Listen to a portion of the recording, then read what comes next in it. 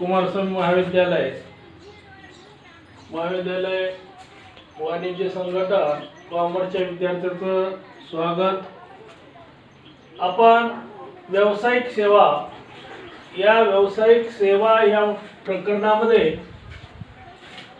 सेवा देणाऱ्या बँका, व्यवसायाला सेवा देणाऱ्या बँका, माध्यम किती व कोणती हे आपण पाहत आहोत। तर पहिलं माध्यम आहे पतपुरवठा सहकारी संस्था। पतपुरवठा सहकारी संस्था ह्या ग्रामीण भागामध्ये निर्माण होतात, झालेल्या व्हिडिओमध्ये पाहिलेले आहेत। दुसरा आहे जिल्हा मध्यवर्ती सहकारी बँका, म्हणजे व्यापारी बँका।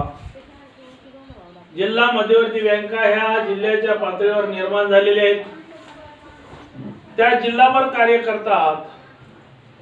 त्याचप्रमाणे व्यापारी बँका ह्या निर्माण झालेल्या आहेत व्यवसायाची निकोप वाढ करण्यासाठी, सक्षम वाढ करण्यासाठी, व्यवसायाला, उद्योगधंद्याला भांडवलाची गरज असते आणि भांडवलाची गरज पूर्ण करण्यासाठी व्यापारी बँका या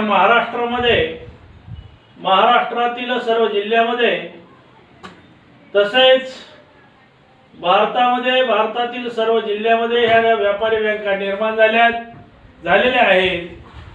या व्यापारी बँका निर्माण करण्याची पार्श्वभूमी कोणती? या व्यापारी बँका निर्माण करण्याचा उद्देश कोणता?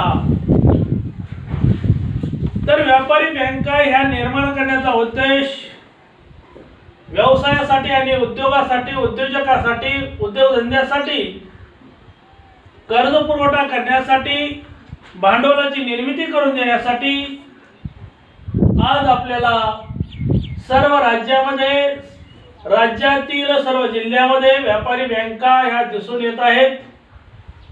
या व्यापारी बँकेचे सभासद, या व्यापारी बँकेचे भाग कोण खरेदी करतं? या व्यापारी बँकेचे भाग व्यापारी, उद्योजक, व्यवसायधारक व समाजातील आम जनतेतील नागरिक या व्यापारी बँकेचे भाग खरेदी करतात आणि खरेदी करून या व्यापारी बँका आज रोजी निर्माण झालेल्या आहेत। आणि ह्या निर्माण झाल्यामुळं आजच्या कालखंडामध्ये व्यवसायासाठी लागणारं भांडवल, कर्ज स्वरूपी लागणारं भांडवल या व्यापारी बँका या व्यवसायधारकाला निर्माण करून देत आहेत। म्हणूनच आजच्या घडीला हे अनेक प्रकारचे व्यवसाय हे निर्माण झालेले आहेत। म्हणून व्यापारी बँकेचे कार्य किती व कोणती हा सतत प्रश्न बोर्डाच्या परीक्षेमध्ये पडतो। म्हणून व्यापारी बँकेचे कार्य, पहिला प्राथमिक कार्य। व्यापारी बँक दोन प्रकारचं कार्य करतोय आणि दोन प्रकारचं कार्य करीत असताना त्यामध्ये पहिला आहे प्राथमिक कार्य आणि हे प्राथमिक कार्यामध्ये त्या बँकेला ह्या प्राथमिक कार्य केलंच पाहिजे, करावंच लागतं, त्याविना ती व्यापारी बँक चालू शकत नाही। म्हणून प्राथमिक कार्य आणि दुसरा दुय्यम कार्य, प्राथमिक व दुय्यम कार्य हे दोन प्रकारचं कार्य हे व्यापारी बँका करीत असतात। आणि ह्या दोन प्रकारचे कार्य जे आहेत, प्राथमिक कार्य पहिलं, दुसरा दुय्यम कार्य। तर प्राथमिक कार्य म्हणजे काय? तिनं महत्त्वाचं कार्य कोणतं केलं पाहिजे आणि महत्त्वाचं कार्य जी बँक करते त्याला प्राथमिक कार्य म्हणतात। त्या प्राथमिक कार्यामध्ये पहिलं कार्य मुदत ठेवी स्वीकारणे।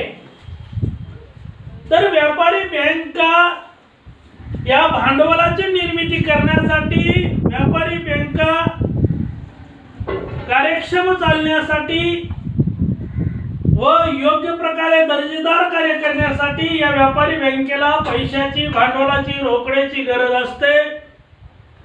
आणि भांडवलाची आणि रोकडीची गरज असल्यामुळे या व्यापारी बँकेला अनेक व्यवसायधारकांकडून ठेवी स्वीकाराव्या लागतात, आम जनतेकडून ठेवी स्वीकाराव्या लागतात आणि ह्या ठेवी स्वीकारून भांडवलाची निर्मिती करावी लागते।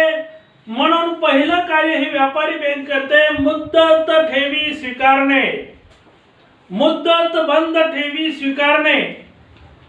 कोणतं पहिलं कार्य करते बाळांनो, तर मुदत ठेवी स्वीकारणे. मुदत बंद ठेवी ही बँक स्वीकारते, मुदतीवर पैसे जमा करून घेते, याला मुदत ठेवी स्वीकारणे असं म्हणतात.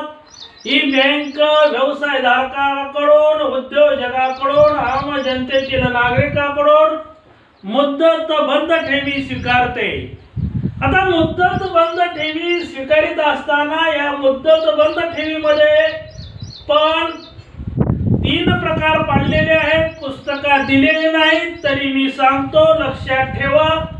मुदत ठेवी स्वीकारणे ह्या 3 प्रकारच्या मुदतीच्या ठेवी ह्या बँका स्वीकारतात. त्यामध्ये पहिले अल्प मुदतीच्या ठेवी, मध्यम मुदतीच्या ठेवी, दीर्घ मुदतीच्या ठेवी. या 3 प्रकारच्या ठेवी या बँका स्वीकारतात. म्हणून या बँकाकडे, व्यापारी बँकेकडे भांडवलाची निर्मिती होते.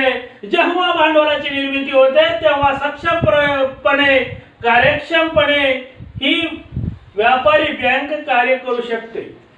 तर अल्प मुदतीच्या ठेवी म्हणजे काय? 1 महिना ते 1 वर्षापर्यंत ज्या व्यक्तीने त्या खात्यावर ठेव ठेवलेली आहे अशा ठेवीला अल्प मुदतीची ठेव असं म्हणतात.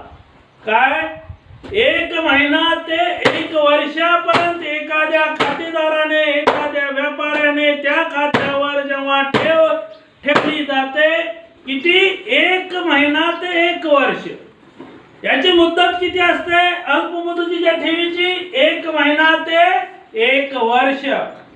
1 महिन्यापासून 1 वर्षापर्यंत ती ठेव ठेवली जाते, त्याला अल्प मुदतीची ठेव म्हणतात. आणि ह्या ठेवी व्यवसायधारक, व्यापारी, जनतेतील समाज ठेवीत असतो. त्यामुळे त्या प्रमाणात त्या व्यापारी बँकेला 1 वर्षापर्यंत का होत नाही, भांडवलाची, पैशाची निर्मिती होते. दुसरं आहे मध्यम मुदतीच्या ठेवी. तर मध्यम मुदतीच्या ठेवी ह्या ठेवल्या जातात. जनता आणि समाजातील नागरिक आणि व्यापारी, उद्योजक मध्यम स्वरूपाच्या ठेवी ठेवतो. आणि मध्यम स्वरूपाच्या ठेवी